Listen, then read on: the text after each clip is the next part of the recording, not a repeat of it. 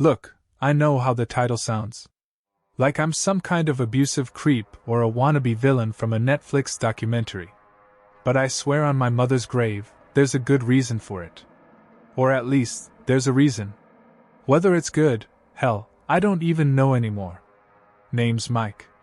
I'm 34, used to be a foreman on a construction crew, and I've been married to my wife Chloe for 11 years. We've got 2 kids, Zoe, who's 8, and Caleb, who just turned 5. Normal family. Suburban house with a fence. Minivan in the driveway. The whole boring, beautiful package. Until 6 months ago. That's when everything changed. And when I had to make the rule. It happened on a Tuesday. I was driving home from a late shift. Raining like crazy. I took a shortcut down Old Mill Road, which was stupid because that road floods if someone sneezes too hard. Next thing I know, my headlights catch something in the middle of the asphalt. Not a deer. Not a person. Just a shape. Darker than the night around it. Like someone had cut a hole in the world. I swerved. The truck hydroplaned. I remember the world spinning, the sound of metal screaming, and then nothing. I woke up in the hospital 3 days later. Chloe was there, holding my hand. She looked like she hadn't slept in a year. Dark circles. Puffy eyes. But she smiled when I opened my eyes. "Hey, sleepyhead," she said. I tried to smile back, but my face felt weird. Numb. Like I'd been to the dentist and the Novocaine hadn't worn off yet. "What happened?" I croaked. "You flipped the truck," she said. "Twice. They said you should be dead. But you're not. You're here." She squeezed my hand. "You're okay." I wasn't okay. I knew it the second the nurse came in to check my vitals. She was a young woman, maybe mid-20s, with a kind face. She looked at me, right at my face, and stopped dead. Her smile froze. Her eyes went wide. Then she backed away so fast she knocked over a tray of instruments. I wasn't okay. I knew it the second the nurse came in to check my vitals. She was a young woman, maybe mid-20s, with a kind face. She looked at me, right at my face, and stopped dead. Her smile froze. Her eyes went wide. Then she backed away so fast she knocked over a tray of instruments. I'll get the doctor," she stammered, and practically ran out of the room. I looked at Chloe. "What was that about?" Chloe didn't meet my eyes. "Nothing. She's probably just tired."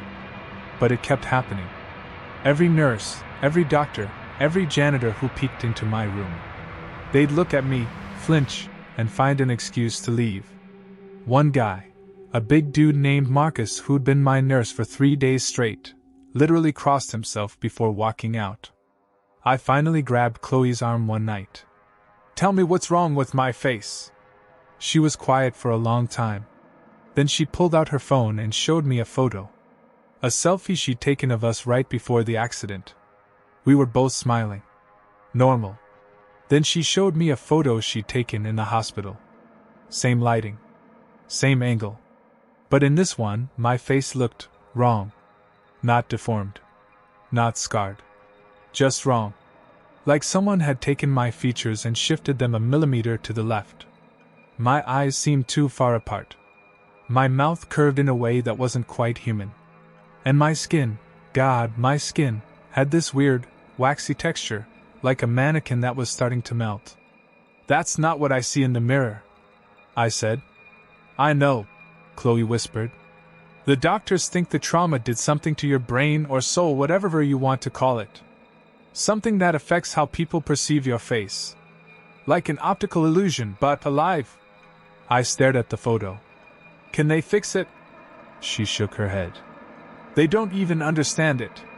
One of the neurologists said it's like your face is sending out a signal that triggers the uncanny valley response on steroids.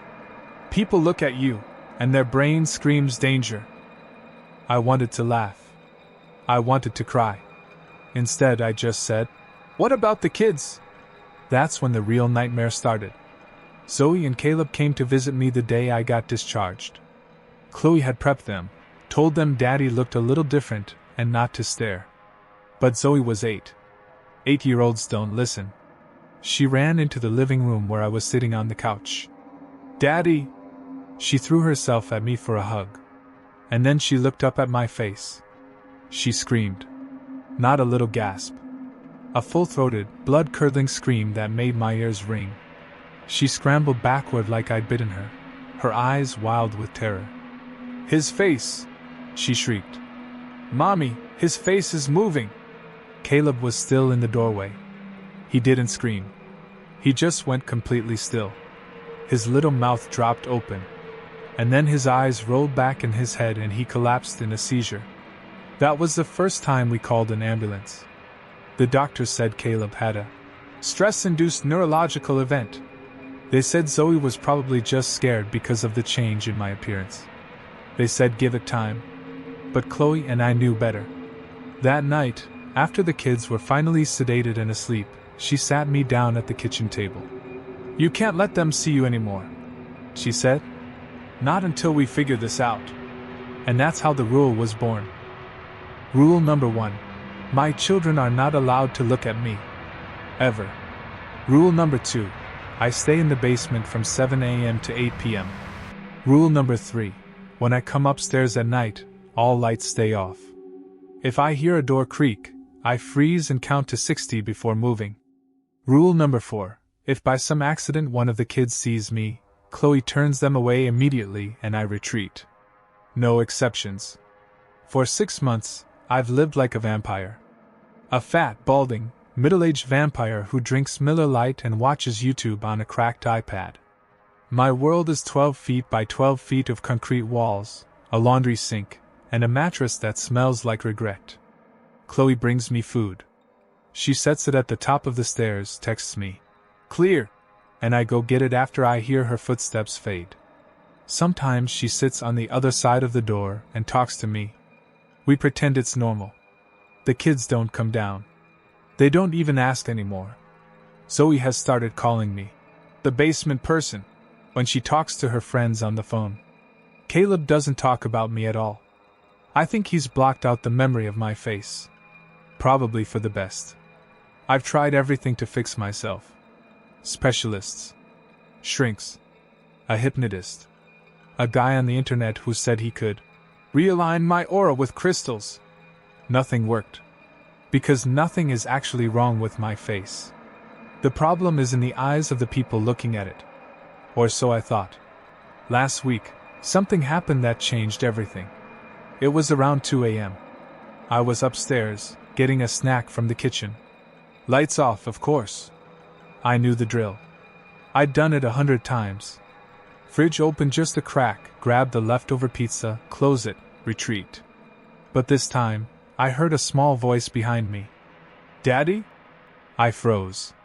My blood turned to ice water. It was Zoe. She was standing in the doorway to the hallway, wearing her unicorn pajamas. And she was looking right at me. No. Not looking. Staring. Her eyes were wide open, but they weren't scared. They were curious. Calm. Zoe, I said, keeping my voice low. Baby, turn around. Close your eyes. You know the rules. I know, she said. But I wanted to see you. You can't. It's not safe. It's safe now. I blinked. What? She took a step closer. Then another. I wanted to back away, but my legs wouldn't move. Mommy told me the truth, Zoe said. Not the pretend truth. The real truth. My heart was pounding so hard I could feel it in my teeth. What truth? Zoe smiled. And in the dim light from the fridge, her smile looked wrong. Too wide. Too many teeth. The accident didn't change your face, Daddy, she said. It changed your eyes. You started seeing us for what we really are. I heard a creak behind me. I turned.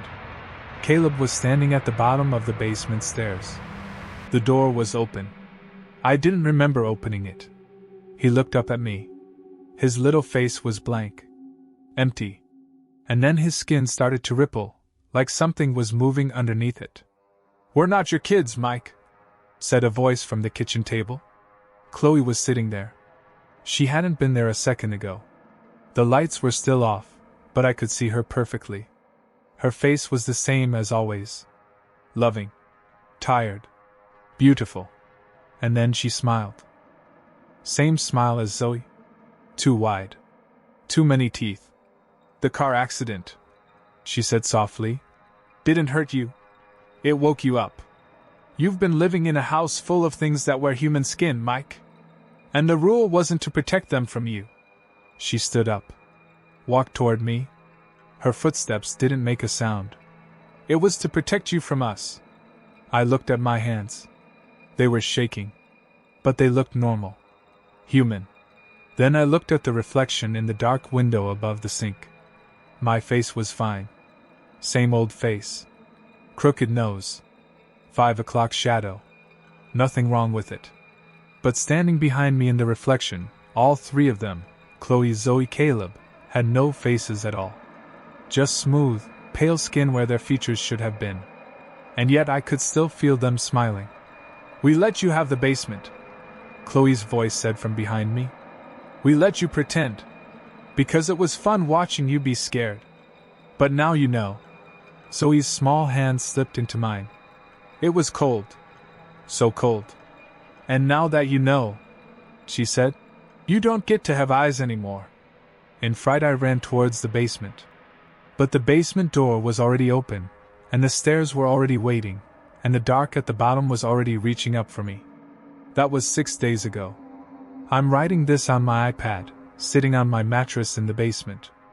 The lights don't work down here anymore. The door at the top of the stairs is locked from the outside. I can hear them moving around up there. Normal sounds. Breakfast. Cartoons. Laughter. Sometimes one of them comes to the door and knocks. 3 soft knocks. And then they whisper, "Can you see us yet, Daddy?" I don't answer. I don't even breathe. Because the real horror isn't that my children aren't allowed to look at me. The real horror is that they've been looking at me this whole time. And I'm the only one who didn't know what they really are.